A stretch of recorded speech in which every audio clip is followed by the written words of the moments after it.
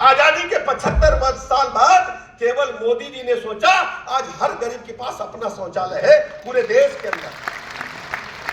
कौन सोच सकता है? पीने के पानी के लिए 1-1 किलोमीटर 2-2 किलोमीटर चक्कर लगाते थे। सबसे पहले गरीब आदमी के बहन बेटी माँ के गहने बिकते थे, जेवर बिकता था। कैंसर हो जाए तो जिसको कैंसर हुआ वो तो बेचारा सुन के मर गया। परिवार के बाकी सदस्य भी कैंसर के नाम से अपने आप को मरा मान लेते थे कि खेती बिकेगी, घर बिकेगा, जेवर बिकेगा, कुछ नहीं बचेगा और हमको भी घुट घुट करके मरना है। मोदी जी ने दुनिया की सबसे बड़ी योजना है आयुष्मान भारत, जिसमें आज हम कह सकते हैं 54 करोड़ लोगों को 5 लाख तक के निःशुल्क इलाज की गारंटी। और सबसे बड़ी बात अब की बार क्या हुई, हम देख रहे हैं कई हमारे बुजुर्ग 70 साल के बैठे हैं। 70 साल तक के जितने बुजुर्ग हैं, माताएं बहनें बुजुर्ग, सबको भी 5 लाख तक की निःशुल्क इलाज की गारंटी मोदी जी ने इस बार दी।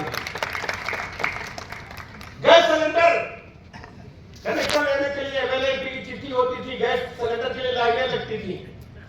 हर गरीब को गैस कनेक्शन देकर के मोदी जी ने उनके जीवन स्तर को मजबूत करने का काम। बिजली का हाल क्या था 17 से पहले?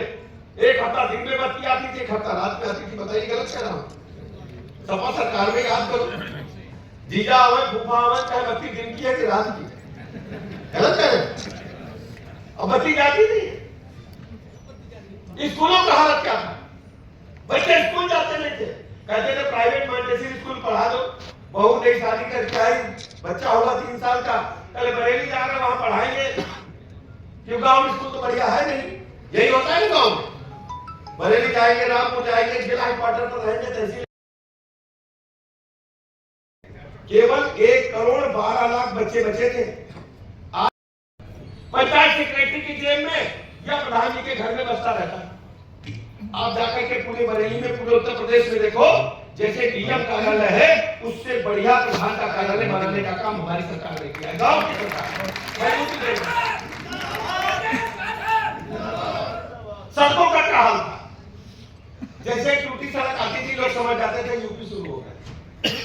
आज सभी जिलों को 75 के 75 जिलों को 4 से जोड़ा गया। 2,72,000 किलोमीटर ग्रामीणीकृत सड़कें बनाई गई अपनी सरकार ने 17 से लेकर। और सर्वाधिक एक्सप्रेस वे वाला अगर कोई स्टेट है तो उत्तर प्रदेश है। आज 1 दर्जन से अधिक एक्सप्रेस वे हो जाएंगे, 6 और बन रहे हैं। पहले इसी देश में कुल आजादी के बाद से अब तक 74 हवाई अड्डे थे, 74 और मोदी जी ने बना दिए। रेलवे स्टेशन का कायाकल्प हो रहा है, रेलवे की पटरियां बदल दी गई है, स्पीड बढ़ाई गई है, तेजस और वंदे भारत जैसी ट्रेनें चल रही है जो दुनिया के विकास की गारंटी दिखाती है, पूरी दुनिया को दिखाती है। पानी, बिजली, सड़क, स्कूल, अस्पताल। पटरी दुकानदार को कौन पूछता था? बगैर इंटरेस्ट रेट को लोन मिल रहा है। किसान सम्मान निधि किसानों को कौन पूछता था? हमें याद है, किसान अगर बीज डालने के लिए 500 रुपया साहूकार से ले ले तो जिंदगी भर कर्जा उतारता था, लेकिन ब्याज अदा नहीं कर पाता था साहूकार का, ब्याज पर ब्याज लगाता था। 6,000 रुपया मोदी जी बटन दबाते हैं तो सीधे किसान के खाते में, तक बीच कोई दलाल नहीं है और कोई फार्म भी नहीं भर रहा है। एक बार अगर वेरिफिकेशन हो गया तो सीधे खाते में 6,000 रुपया आ रहा है। हमें याद है कोरोना महामारी के काल में जब चूल्हा शक्ति सब बंद हो गया, दुकान बंद हो गई, तो माताओं बहनों के खाते में मोदी जी ने 1,000 रुपए कई बार डाले कि घर के बच्चों का चूल्हा चौकी बंद हो, सबको रोटी मिलती है। ऐसे है मोदी। सैकड़ों ऐसी योजना है, गिनाएंगे तो पूरा दिन हो जाएगा। दूसरी तरफ आप सोचो, कांग्रेस पार्टी जब कांग्रेस की सरकार थी 4 से 14 तक, भ्रष्टाचार के आतंक की दलदल में डूबी। 2G स्पेक्ट्रम घोटाला हुआ, मोबाइल घोटाला हुआ तो उनके संचार मंत्री जेल में, कोयला घोटाला हुआ तो कोयला मंत्री जेल में, सेना के बने भवनों में घोटाला हुआ। अब खेल तो तब हो गया जब कॉमनवेल्थ गेम हुए तो खेल में भी घोटाला, खेल मंत्री जेल चले गए, उन्हीं की सरकार। भारत माता की छवि दुनिया में गिर रही थी, लेकिन आज भारत एक मजबूत राष्ट्र के रूप में दुनिया में उभर रहा है।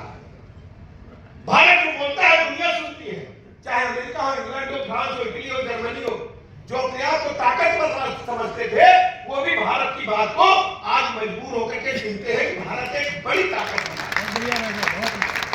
आप सोचो, पहले पाकिस्तान के आतंकवादी आते थे, पटाखा धर के चले जाते थे। हमारे सैनिक भी मरते थे, भोले भाले इंसान भी मरते थे। लेकिन जब पुलवामा में अटैक हुआ तब मोदी जी ने क्या कहा था, हम घर में घुसकर मारेंगे। पाकिस्तान में घुस करके मारा, पूरे आतंकवादियों के अड्डों को नष्ट करके समाप्त कर दिया। एक हमारा अपना जामाज अफसर भी, सिपाही भी फंसा था जहाज लेकर के, याद है आपको? याद है आपको? जी बिल्कुल याद है। हम लोग टेलीविजन पर बैठे थे, ऐसा लग रहा था जैसे 6 रन बनाने हो, एक के बाद बची हो और धोनी खेल रहे हैं, सांस ऊपर नीचे हो रही थी। क्या होगा? क्या नाम था उनका लंबी पूंछ वालों का? अभिनंदन। लोग कह रहे थे अभिनंदन क्या वापस नहीं आएंगे, लेकिन हमने अपनी आंखों से देखा तब मोदी जी ने कहा था अभिनंदन सकुशल वापस चाहिए। 24 घंटे के अंदर नया कपड़ा पहन के पाकिस्तान ने इज्जत के साथ भारत, ये है बदलते हुए भारत की ताकत। और इसका तारीफ करने का काम, इस पर मोहर लगाने का काम, पाकिस्तान में भी चुनाव हुआ, एक हफ्ता पहले पाकिस्तान के मंत्री सदन में बोल रहे थे, पाकिस्तान के सांसद सदन में बोल रहे थे कि जल्दी जल्दी अभिनंदन को वापस करो। यहां चर्चा चली, मंत्रिमंडल में बैठक हुई, नहीं तो भारत अटैक कर देगा। भारत अब बढ़ती हुई ताकत है, भारत की तरफ कोई देख नहीं सकता। बोली रूस में यूक्रेन में युद्ध चला, 25,000 विद्यार्थी वहां पढ़ने जाते हैं। मोदी जी ने बात की दोनों लोगों से, रूस से भी यूक्रेन से भी, और तिरंगा लेकर के बच्चे निकले, एक गोली नहीं चली, वो वापस आ गए। आगे कि नहीं आ गए? और टेलीविजन पर रोज हम देखते हैं कटाचू बचा हुआ है आपस में, गोली चल रही, तोपें चल रही, चलेगी नहीं चल रही।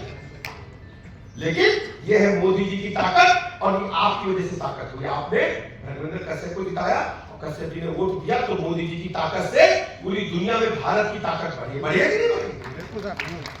कांग्रेस भ्रष्टाचार के सपा का हाथ सुनो, सपा वाले जब जब आते हैं तो गुंडे, माफिया, मवाली, लुच्चे, लफंगे उन्हीं को तो बनाते हैं।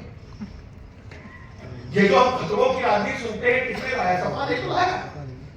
अब देश खतरों से नहीं चलेगा, देश संदेश से चलेगा कि भारत माता की जय हो, इससे देश चलेगा। देश संविधान से चलेगा। भारत प्रथम है, राष्ट्र प्रथम है। अब खतरों की राजनीति बंद हो गई, हमने अपनी आंखों से देखा है। सपा सरकार थी तो इन लोगों का क्या हाल था बताओ जरा आपको। इन लोगों को खास समझ गए ना, मोटरसाइकिल की स्पीड तेज थी, मीरगंज में निकलते थे फुल स्पीड में मोटरसाइकिल, अब एक्सीलेटर धीमा है ना, धीमा है कि नहीं धीमा? और सपा सरकार का समर्थन रहता था, मफ्तियां कसते थे, एंटी रोबोट स्क्वाड बनाया, 29,000 ऐसे लोगों को जेल के भीतर छोड़ दिया, सड़ रहे थे 29,000 लफंगे जेल में।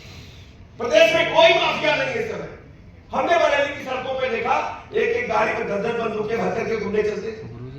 कोई प्लाट मकान दुकान खाली पड़ा है जो कब्जा करते थे और नारा लगा देते थे कि जितना बड़ा सपा का झंडा उतना बड़ा सपा का गुंडा, कब्जा कर देते थे। समाजवादी पार्टी का नारा है खाली प्लाट हमारा है, यही नारा लगा। चलो तू नहीं कह रहे, बताना भैया। सही कह रहे हैं, बिल्कुल सही कह रहे हैं। आप गुंडे बदमाशों खाल क्या है बताओ जरा। अब जेल में अब लुक ले रहे कि नहीं? अच्छा ले रहे कि नहीं ले रहे बताओ। मैं चुपके रहो, भाजपा सरकार है, जान बचाने के लाने पड़े। कुछ बदमाश माफिया तो कह रहे हैं जेल में भी बहुत टेंशन है, कहते कि नहीं कहते? बिल्कुल। पहले क्या करते थे, फोन करके धमकी, व्यापारी बैठे वसूली करते थे, व्यापारियों से वसूली करते थे, प्लाट मकान दुकान कब्जा करते थे, बहू बेटी की इज्जत आबरू खतरे में डालते थे, जो बनाए करे कानून से ऊपर बन गए थे। अब देश में प्रदेश में कानून दिख रहा है, पानी, बिजली, सड़क, स्कूल, अस्पताल, कानून। अब उत्तर प्रदेश औद्योगिकीकरण तेजी के साथ हो रहा है। दुनिया में जितने भी मोबाइल बनते हैं उनकी सबसे बड़ी फैक्ट्री आज नोएडा में है, सैमसंग की। भारतीय जनता पार्टी की सरकार ने क्या दिया? One district one product. जैसे लखनऊ में चिकन के कपड़े, मुरादाबाद का पीतल उद्योग, अलीगढ़ के ताले, अमरोहा की ढोलक जो शादी की हम बजती, पीलीभीत की बांसुरी, सिद्धार्थनगर का काला नमक चावल, प्रयागराज इलाहाबाद का अमरूद, हर जिले में कुछ, भदोही की तालीम पूरी दुनिया में मशहूर है। अब सपा ने क्या किया? One district one mafia. बदला है ना, बहुत बदला है, बदला है ना। लोगों को लगता है चेंज आया, आत्मविश्वास है। हमारी बिटिया भी रात में 12 बजे मन कर जाए तो कॉफी की दुकान पे जाएगी, चाय पी के आइसक्रीम खा के चली आएगी। सपा में अम्मा कहती थी शाम हो गई, जल्दी लौट जाओ, जल्दी लौट जाओ। गलत मैंने बता रहा। अब स्थितियां बदल गई और ये आपको जाके बताना है। तुलनात्मक अध्ययन करिए, तुलनात्मक अध्ययन करिए। आप किसान से लेकर के व्यवसायी से लेकर के आम जनता तक सब लोग खुश हैं। मुझे अच्छी तरह है, मैं नौजवानों से कहना चाहता हूं, नौजवान ढेर सारे बैठे हैं, अगले सालों तरह तरह की बातें करते हैं। अरे अपनी सरकार में बताओ, जब उत्तर प्रदेश लोक सेवा आयोग इम्तिहान लेता था तो उसमें ज्यादातर एक ही बिरादरी के लोगों की लिस्ट निकलती थी। बताओ जरा बच्चों। और इलाहाबाद में लिख दिया था लोगों ने, बिरादरी का नाम आगे, अखिलेश की बिरादरी और लोक सेवा आयोग, सारे वही लोग नौकरी पाते थे। और जब सपा की अपनी लिस्ट आई, चाहे एमपी वाली, तो हम तो देख के समझ गए गड़बड़ हो गया। अखिलेश ने पहले नाम रख दिया पीडीए, पीडीए का मतलब परिवार डेवलपमेंट अथॉरिटी। 5 जने लड़ रहे हैं, 5 जने, अब पांचों एक ही परिवार के भाई भौजाई, दूसरा को है। देखो भैया, भौजाई है मैनपुरी, धर्मेंद्र नाम तो भाई, बदायूं बगल में भाई, लो जी बिल्कुल बिल्कुल सही है सर। आदित्य भतीजा भाई है, भाई और कौन है बताओ? भाई और कौन है? फिरोजाबाद में भाई, भाई और भौजाई इसमें कुछ है। बाकी यादव कहाँ जाएंगे? यादव बिरादरी बड़े नेता थे, एमपी थे, राज्यसभा में, याद है? बड़े नेता थे, अब उनका पेट का चोट नहीं रहा होगा। भाई अब तो ठगे गए, यादव बिरादरी को भी ठग लिया, पार्टी बनी केवल यादव के नाम पर, और टिकट नहीं है। टिकट किसको मिलेगा? परिवार डेवलपमेंट अथॉरिटी को। तो ये बातें आप सबको घर घर पहुंचाना। आज एक और मैं कह के जाता हूं, हम लोग यहाँ बैठे हैं, सबसे पीछे जो आदमी बैठा है उससे पूछो कि बीजेपी का अगला जिलाध्यक्ष कौन होगा, या जिलाध्यक्ष से ही पूछ लो, पूछो अगला प्रदेश अध्यक्ष कौन होगा, अगला राष्ट्रीय कोई बता नहीं पाएगा। और किसी रिक्शे वाले से पूछो कि सपा का अगला अध्यक्ष कौन होगा, तो लोग बता देंगे अखिलेश का लड़का जब जवान हो जाए और अखिलेश बूढ़े हो जाए तो यही हो जाए। राहुल गांधी की शादी अगर हो जाए तो जो लड़का पैदा होगा वही नेता बनेगा। क्यों? और मान लो शादी न करे तो प्रियंका गांधी का हो जाएगा। एक बात और राहुल गांधी बारे में बता देना, अभी हम उनकी डेट ऑफ बर्थ इंटरनेट पे देख रहे थे। अब अगर सरकारी नौकरी में होते कुल 6 साल बचे रिटायर हो गए, और लोग अभी भी उनको नौजवान हम सही बात बता रहे। और आप सोचो, शरद पवार की पार्टी नेता कौन उनकी बिटिया, वो अपनी बिटिया को स्थापित करने में लगे, उद्धव ठाकरे अपने लड़के को स्थापित करने में लगे, हिया अखिलेश यादव अपनी छोटी वाली बिटिया को स्थापित करने में अभी से लग गए। देखा होगा आपने फोटो, देखा ना? लेकिन भारतीय जनता पार्टी जो सबसे पीछे बैठा आदमी है, बूथ अध्यक्ष, वो भी प्रदेश अध्यक्ष हो जाएगा और राष्ट्रीय अध्यक्ष हो जाएगा। ये सबकी पार्टी है, और यह बात हम सबको बताना है। और वैसे भी नेता ऐसा चुनना चाहिए जिसका पहुंचा पकड़ के काम ले लो। पहुंचा जानते हैं? बिल्कुल सही कह रहे हैं साहब। और धर्मेंद्र आपके चरणों की सेवा करेंगे। और हम अपने लोगों से कह के जाते हैं, ये जिम्मेदारी हमारी है। धर्मेंद्र चरणों की सेवा करेंगे, ये जिम्मेदारी हमारी। और एक बात और बता दें, धर्मेंद्र जितने बुजुर्ग हैं, जितने नौजवान हैं, सबके चरणों की सेवा करेंगे, जिम्मेदारी गारंटी हम लेते हैं। बहुत बढ़िया। एक बात और हम पहले में अच्छा आप लोग अच्छे सुनोगे। हम छोटे थे, कक्षा 8 में पढ़ते थे, तो अम्मा ने कहा बड़े हो गए जाओ सब्जी लेके आओ। सबके बच्चे बड़े होते हैं, कुछ काम नहीं जाता ना घर का। हमको दिया, झोला दिया, 20 रुपए, उस जमाने में 20 रुपए बहुत बड़ी बात।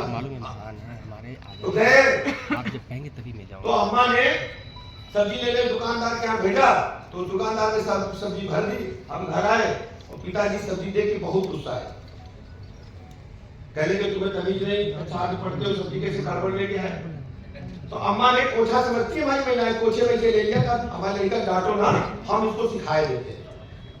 अम्मा ने हमें उस समय सिखाया बैठने जा रहा हूँ कि लौकी खरीदना तो उसमें नाखून घुसेड़ देना। क्यों सिखाया कि नहीं सिखाया? बताओ भैया। दिखाया। और भिंडी खरीदना तो पीछे से पूछ तोड़ लेता। दुकानदार कितना कुछ कहे तुम ऐसे करके सब्जी लाने हैं, यही सिखाया कि नहीं सिखाया? बोलो भैया। अब जब हम चुनाव में आ गए, ये तो भाई 10-20 रुपया 50 रुपए की सब्जी, उसमें 20 रुपए की 100 रुपए की सब्जी है। 150 रुपए के लिए हम दुकानदार से झंझट करते हैं, अम्मा का कहना मान करके लौकी में नाखून लगाते हैं, भिंडी की तोड़ते हैं, तोड़ते हैं नहीं तोड़ते? दुकानदार से 25 झंझट करते हैं कि हम अगर तोड़े नहीं देंगे। और जब देश की तस्वीर और तकदीर बदलना तब वोट काहे के दे दो, बिरादरी को वोट दे दो, वोट क्यों दे दो, पड़ोसी को वोट दे दो। अरे भाई तुम देश के लिए वोट मांगो और नंबर 1 पर खरा सिक्का हो तो वोट मांगो। हमारे मोदी जी पूरे खरे सिक्का है कि नहीं बताना भैया जरा। कोई टिप पा रहा सामने, कोई बात कर पा रहा देश के बारे में। और दूसरी बात, धर्मेंद्र कश्यप भी अपना खरा सिक्का है, आशीर्वाद दो, कोई आरोप नहीं लगा। कितने दिनों से है भ्रष्टाचार का एक दाग मिलेगा हमारे धर्मेंद्र कश्यप पर। एक ही बात एक बात समाप्त करेंगे। बरेली में मेला देखने कौन कौन जाता है? जाते हैं ना? तो मेला देखते होंगे तो मेला जब 15 दिन लगे हो जाता है और आखिरी मेला आती है तो दुकानदार बैनर लगा देता दुकान पर कि पैंट खरीदोगे तो 62 फ्री मिलेगी। लगाता ही नहीं लगाता? बोलो भैया। बिल्कुल। और सिलाई मशीन खरीदोगे तो पावदान फ्री में मिलेगा, मिक्सी खरीदोगे तो 1 जार फ्री में दे देंगे, और हमारी बहनी बिटिया साड़ी खरीदेगी तो ब्लाउज पीस फ्री में देगी। निकाला था नहीं निकाला? तो वोट तो धर्मेंद्र कश्यप को दोगे, हम चरणों की सेवा एकदम फ्री में करेंगे, तभी